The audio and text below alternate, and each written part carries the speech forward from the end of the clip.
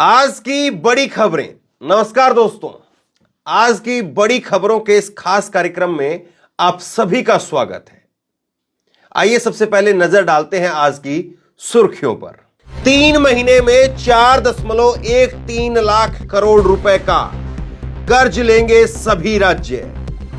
ज्यादातर बीजेपी सरकार वाले राज्य उधार लेने में आगे। एमपी, राजस्थान और छत्तीसगढ़ टॉप 10 लिस्ट में आए। बीजेपी सांसद प्रताप सिम्हा का भाई हुआ गिरफ्तार। 126 पेड़ों को काटने का लगा था आरोप। पेड़ों की कीमत करोड़ों में बताई गई। आईआईटी बीएचयू कांड में नया खुलासा। छात्रा से गैंगरेप के तीनों आरोपी निकले भाजपा आईटी सेल के मेंबर। 5 नवंबर को सीसीटीवी से पहचान हो गई थी किसकी मदद से अब तक बचते रहे आरोपी। पीएम मोदी की तस्वीर वाले 3D सेल्फी बूथ पर मच रहा बवाल। पीएम सेल्फी बूथ पर रेलवे कर रहा है बड़ा खर्च, आरटीआई में मिला जवाब। विपक्ष का मोदी सरकार पर हमला, ये पैसे की बर्बादी है। ये थी आज की सुर्खियां। अब बात करते हैं विस्तार से। सबसे पहले सबसे बड़ी खबर, सरकार बन गई 3 राज्यों में बीजेपी की, मध्य प्रदेश, राजस्थान और छत्तीसगढ़ में। लेकिन यही राज्य उधार लेने वालों में आगे नजर आए, टॉप 10 में शामिल है। और चुनाव तो बीजेपी जीत गई, लेकिन चुनाव में जिन वादों को करके बीजेपी सत्ता में आई थी उनको निभाने में अब बीजेपी के पसीने छूट रहे हैं। लिहाजा बीजेपी को कर्जा लेना पड़ रहा है। कर्जा लेकर के स्कीमें निभाना, ये कौन सा नया अर्थशास्त्र है? देखिए हमारी इस खास रिपोर्ट में कैसे कर्ज का बोझ लगातार बढ़ रहा है और वो जनता पर क्या असर डालेगा। भारतीय रिजर्व बैंक ने उधारी का नया कैलेंडर जारी किया है, जिसमें नई सरकार वाले बीजेपी राज्य उधार लेने में सबसे आगे हैं। उसमें भी एमपी, राजस्थान और छत्तीसगढ़ टॉप 10 में रहे हैं। इस कैलेंडर के मुताबिक जनवरी से लेकर मार्च 2024 तक देश के सभी राज्य करीब 4.13 लाख करोड़ का कर्ज लेंगे। आरबीआई के इस तिमाही कैलेंडर में एमपी, छत्तीसगढ़ का नाम टॉप 10 में शामिल हुआ है। आपको बता दें कि मध्य प्रदेश की नई सरकार अगले 3 महीने में एक बार फिर कर्ज लेने की तैयारी में है। मध्य प्रदेश की मोहन यादव सरकार कुल 37.5 हजार करोड़ का कर्ज लेगी। इससे पहले भी सरकार ने दिसंबर में भी आरबीआई के ई कुबेर सिस्टम के जरिए कर्ज लिया था। फिलहाल ये अंदाजा लगाया जा रहा है कि प्रदेश पर कुल कर्जे का बोझ 50,000 करोड़ रुपए से भी ज्यादा का हो सकता है। वहीं बीजेपी की छत्तीसगढ़ सरकार को अपने वादों और घोषणा पत्रों को पूरा करने के लिए साई सरकार को एक बार फिर कर्ज लेना होगा।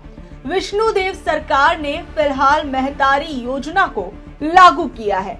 इसके तहत राज्य की 60 लाख महिलाओं को हर महीने 1,000 रुपए दिए जा रहे हैं। इससे सरकार पर 7,200 करोड़ का सालाना बोझ बढ़ रहा है। आपको बता दें कि आरबीआई कैलेंडर में फंड उठाने वाले राज्यों में एमपी, राजस्थान और छत्तीसगढ़ अब तक सबसे आगे रहे हैं। इसकी सीधी सी वजह यही मानी गई है कि हाल ही में इन 3 राज्यों में विधानसभा चुनाव हुए। इन तीनों राज्यों में बीजेपी की सरकार चुनी गई। बीजेपी ने सत्ता में आने से पहले कई वादे किए थे, जिसे उसे अब पूरा करने के लिए राज्यों को कर्ज के मुंह में धकेलना पड़ रहा है। वहीं आपको बता दें 2023-2024 के दौरान अब तक ग्रॉस कर्ज लेने के मामले में सबसे आगे तमिलनाडु राज्य है, दूसरे नंबर पर आंध्र प्रदेश और तीसरे नंबर पर महाराष्ट्र है। वहीं कर्ज के मामले में केंद्र की बीजेपी सरकार की स्थिति भी काफी खस्ता चल रही है। कुछ दिनों पहले ही कर्ज के मामले में केंद्र को अंतर्राष्ट्रीय मुद्रा कोष यानी IMF ने देश पर बढ़ रहे कर्ज को लेकर चेतावनी दी थी कि देश पर कुल 205 लाख करोड़ रुपए से ज्यादा का कर्ज है। एक मीडिया रिपोर्ट के मुताबिक सितंबर 2023 में देश का कुल कर्ज 205 लाख करोड़ रुपए था। इसमें देश की केंद्र सरकार पर 161 लाख करोड़ जबकि राज्य सरकारों पर कुल 44 लाख करोड़ रुपए से ज्यादा का कर्ज था। 2014 में भारत सरकार पर 55 लाख करोड़ रुपए का खर्च था। अगर पिछले 9 सालों का बीजेपी सरकार का कुल खर्च देखा जाए तो केंद्र सरकार पर 192% कर्ज बढ़ा है। देश पर 2014 और 15 में 31 लाख करोड़ रुपए विदेशी कर्ज था, जो 2023 में बढ़कर 50 लाख करोड़ रुपए से ज्यादा का हो गया। 2004 में जब मनमोहन सिंह ने केंद्र में सत्ता संभाली थी तो उस समय भारत सरकार पर 17 लाख करोड़ रुपए का कर्ज था, जो 2014 तक बढ़कर 55 लाख करोड़ रुपए हो गया। इस समय केंद्र सरकार पर 161 लाख करोड़ रुपए का कर्ज है, यानी कर्ज का संकट सिर्फ राज्यों ही नहीं केंद्र सरकार पर भी है। अब बढ़ती अर्थव्यवस्था की चमक के पीछे की सच्चाई जो नहीं देख पा रहे हैं उन्हें इन आंकड़ों को देख लेना चाहिए, ताकि हवाई बातें और जमीनी हकीकत की सच्चाई का अंदाजा उन्हें लग सके।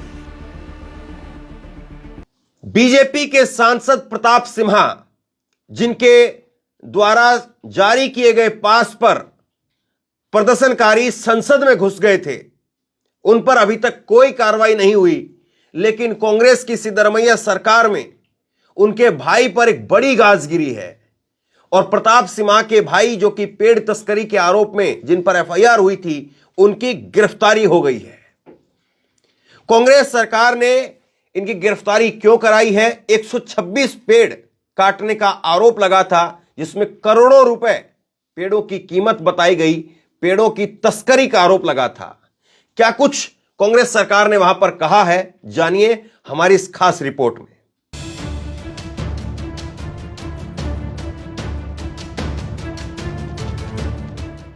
कर्नाटक सरकार ने बीजेपी सांसद प्रताप सिम्हा के भाई के खिलाफ लिया कड़ा एक्शन। कर्नाटक की पुलिस ने प्रताप सिम्हा के भाई विक्रम सिम्हा को किया गिरफ्तार। संसद की सुरक्षा में हुई ऐतिहासिक चूक के मामले से चर्चित हुए प्रताप सिम्हा के भाई पर कुछ वक्त पहले FIR हुई थी। विक्रम सिम्हा पर सरकारी पेड़ काटकर तस्करी करने का आरोप लगा था। अब इस मामले पर कर्नाटक की सिद्धरमैया सरकार ने बड़ा एक्शन लिया है। मीडिया रिपोर्ट के मुताबिक प्रताप सिम्हा ने कहा, अपने बेटे यतींद्र को मैसूर से लोकसभा चुनाव लड़ाने और जिताने के लिए सिद्धरमैया बहुत ज्यादा मेहनत कर रहे हैं। वो अपने बेटे को जिताने के लिए दूसरों को निशाना बना रहे हैं। कर्नाटक की सरकार के इस एक्शन पर बीजेपी लगातार हमलावर होने की कोशिश कर रही है कि कांग्रेस सरकार बदले की राजनीति कर रही है। वहीं प्रताप सिम्हा ये कहते हुए भी नजर आ रहे हैं कि लोकसभा चुनावों से पहले उनकी छवि खराब करने की कोशिश की जा रही है। इस मामले के बाद बीजेपी और कांग्रेस आमने सामने आ गई है। वैसे प्रताप सिम्हा अपने भाई के मुद्दे को एक जबरदस्त सियासी मुद्दा बनाने की कोशिश करते नजर आ रहे हैं। वहीं अपने ऊपर लगे आरोपों पर लिपाई पुताई करने की भी कोशिश करते दिख रहे हैं, क्योंकि संसदीय सुरक्षा का मसला काफी बड़ा था, जो राष्ट्रीय सुरक्षा के दृष्टिकोण से भी खतरनाक था। और इस मामले के बाद प्रताप सिम्हा के ऊपर भी कई सवाल खड़े हुए थे। लेकिन अब कर्नाटक के deputy CM DK Shiva Kumar ने भी साफ कर दिया है कि हम किसी को निशाना बनाना नहीं चाहते। मुझे बस इस बारे में पूछताछ करनी है कि क्या उन्होंने पेड़ काटने की इजाजत ली थी। अगर उन्होंने अनुमति नहीं ली है तो ये अवैध है। कर्नाटक में छिड़े इस सियासी संग्राम में बीजेपी नेता कांग्रेस को घेरने की कोशिश कर रहे हैं। बीजेपी जहां इसे राजनीति से प्रेरित बता रही है, तो वहीं कांग्रेस ने विक्रम की गिरफ्तारी को कानून की प्रक्रिया के तहत बताया है। डीके शिव कुमार ने यह भी कहा कि सांसद प्रताप सिन्हा राजनीति कर रहे हैं और अगर उन्हें अनुमति मिल जाएगी तो उन्हें कोई नहीं रोकेगा। मैंने उनके मुद्दे पर क्रॉस चेक तक कर लिया है और अधिकारियों ने अपना काम कर लिया है। हम इस मुद्दे में हस्तक्षेप नहीं करना चाहते। अधिकारी ने कहा कि उसने बिना किसी लाइसेंस के इतने सारे पेड़ काटे थे। वहीं अधिकारियों का यह भी आरोप था कि प्रताप सिन्हा के भाई ने लाइसेंस के बिना इतने सारे पेड़ काटे हैं। लोकसभा चुनावों को नजदीक देखते हुए बीजेपी सांसद अवैध पेड़ कटाई से जुड़े मुद्दे को राजनीतिक रंग रूप देने की कोशिश करते दिख रहे हैं। वैसे देखा जाए तो लोकसभा चुनाव नजदीक है, उससे पहले ही देश की संसदीय सुरक्षा में हुई चूक से बीजेपी सांसद की छवि भी धूमिल हुई, जिस कारण शायद वो अपनी छवि को चमकाने की कोशिश करते दिख रहे हैं और अपने ऊपर लगे आरोपों से पल्ला झाड़ने की कोशिश करते भी दिख रहे हैं। भाई के मुद्दे पर हमलावर होते प्रताप सिन्हा खुद को अपने और अपने भाई को राजनीतिक बदले का शिकार होते भी दिखा रहे हैं, लेकिन शायद वो ये जानते हैं कि उनकी पार्टी ने भले ही उनके ऊपर लगे आरोपों को जल्द से जल्द रफा दफा करवा दिया हो, लेकिन वो शायद कहीं ना कहीं ये जानते हैं कि लोगों के दिमाग से संसदीय सुरक्षा का मसला अभी खत्म नहीं हुआ, जिसका खामियाजा उन्हें 2024 में अपनी लोकसभा सीट बचाते बचाते भुगतना पड़ सकता है। आईआईटी बीएचयू कांड में नया खुलासा हुआ है। पकड़े गए सभी आरोपी बीजेपी आईटी सेल के मेंबर निकले हैं, लेकिन बड़ी बात अब यह सामने आई है कि 5 नवंबर को ही सीसीटीवी फुटेज के तहत इनकी पहचान हो गई थी। तो सबसे बड़ा सवाल यह कि आखिरकार किसके इशारे पर अभी तक इनको बचाया जाता रहा और इनकी गिरफ्तारी में आखिरकार 60 दिन कैसे लग गए। जानिए सब कुछ हमारी इस खास रिपोर्ट में।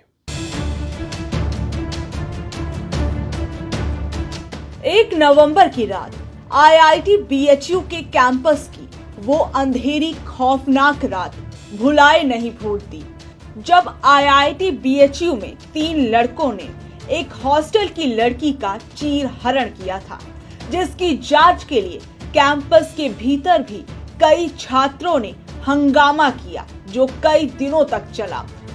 लड़की के साथ इस घिनौनी हरकत को अंजाम देने वाले लोगों को पकड़ लिया गया है, जिनके तार बीजेपी पार्टी से जुड़े हुए हैं।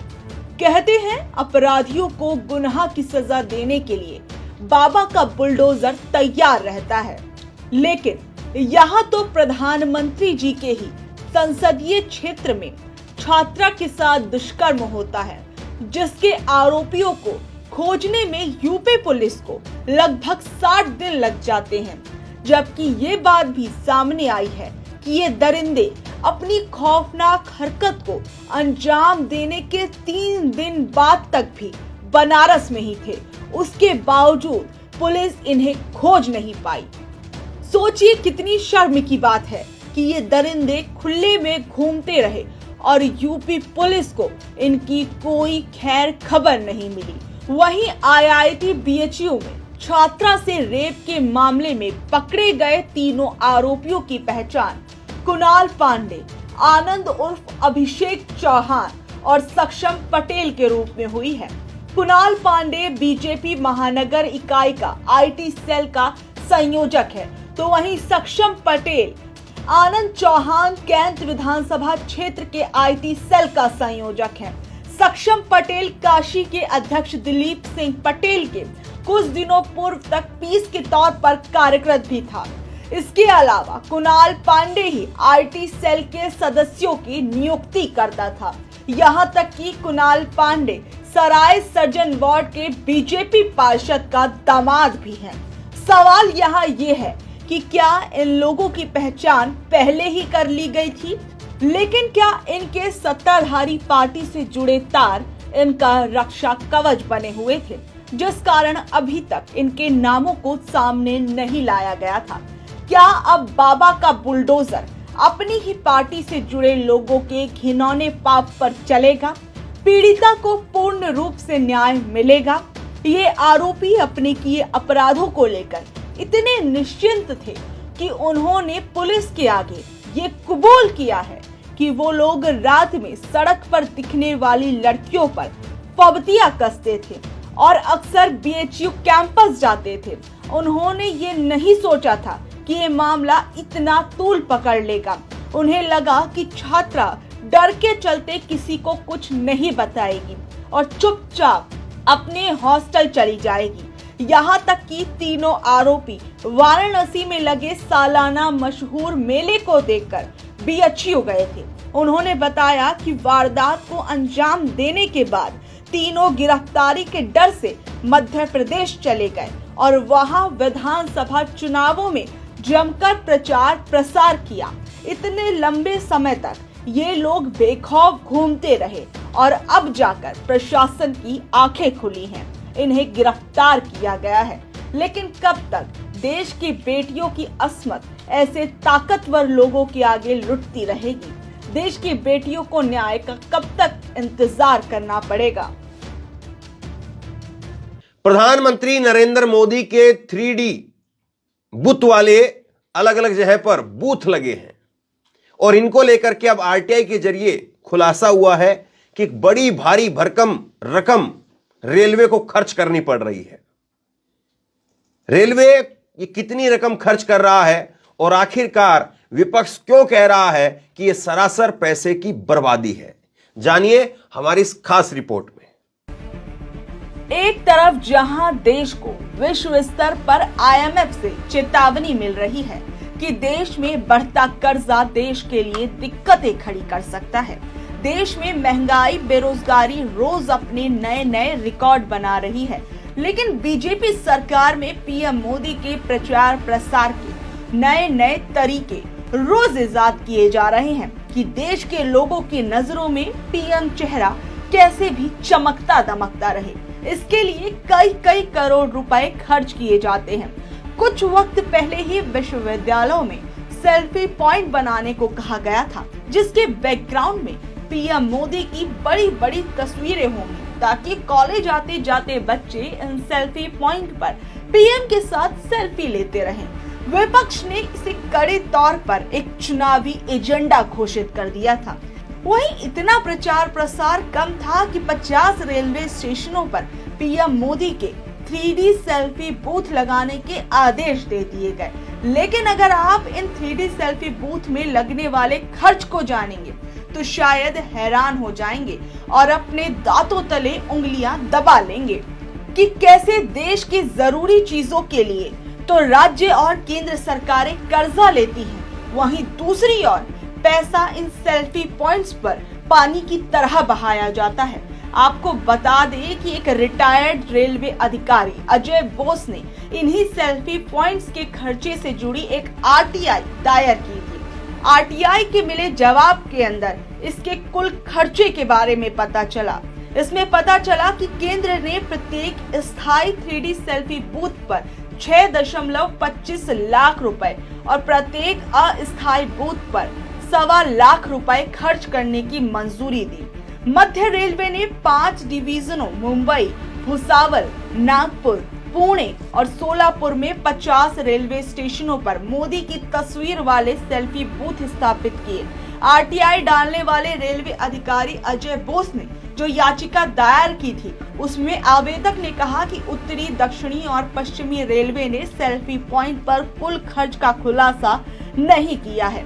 वहीं दूसरी ओर हम देखते हैं कि एक तरफ सरकारी योजनाओं के प्रचार प्रसार में सहायक बताए जाने वाले इन सेल्फी पॉइंट्स पर जनता का पैसा पानी की तरह बहाया जा रहा है। दूसरी ओर रेलवे के किराए में बुजुर्गों को मिलने वाली छूट को बंद कर सरकार ये बताती है कि उसने इसके जरिए कितना मुनाफा कमाया। बुजुर्गों को मिलने वाली रियायत पर सरकार रेलवे से कहती है कि हमने करोड़ों की कमाई की है, वो भी ऐसे समय में ये छूट बंद कर दी जाती है जब देश के लोग कोरोना जैसी महामारी के कारण पाई के लिए मोहताज हो गए थे।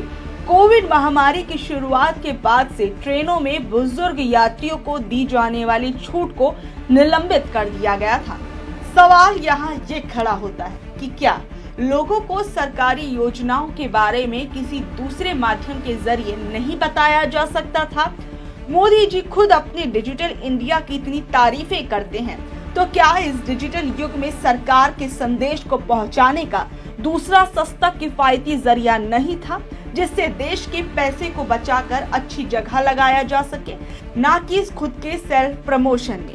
सरकार क्या वाकई योजनाओं के नाम पर जनता के पैसे का मनमाना इस्तेमाल नहीं कर रही है? इन सब कदमों के द्वारा क्या बीजेपी सरकार आने वाले लोकसभा चुनावों के लिए पीएम के फेस को और अपनी पार्टी को एक बार फिर हर तरीके से चमकाने धमकाने की कोशिश कर रही है? ये थी आज की बड़ी खबरें। आपको ये कार्यक्रम कैसा लगता है नीचे कमेंट बॉक्स में अपनी राय लिख करके जरूर बताइए, और इसी तरह की तमाम बड़ी खबरों के लिए ऑनलाइन न्यूज इंडिया को सब्सक्राइब कीजिए, साथ में जो बेल आइकन है घंटे उसको जरूर दबाइए, ताकि जैसे ही कोई खबर अपलोड करें उसकी नोटिफिकेशन सीधे सबसे पहले आपको मिल सके। अगर ये वीडियो आप फेसबुक पर देख रहे थे तो फेसबुक पर हमारे पेज को लाइक कीजिए, फॉलो कीजिए और इस खबर को शेयर कीजिए। आपका बहुत बहुत धन्यवाद।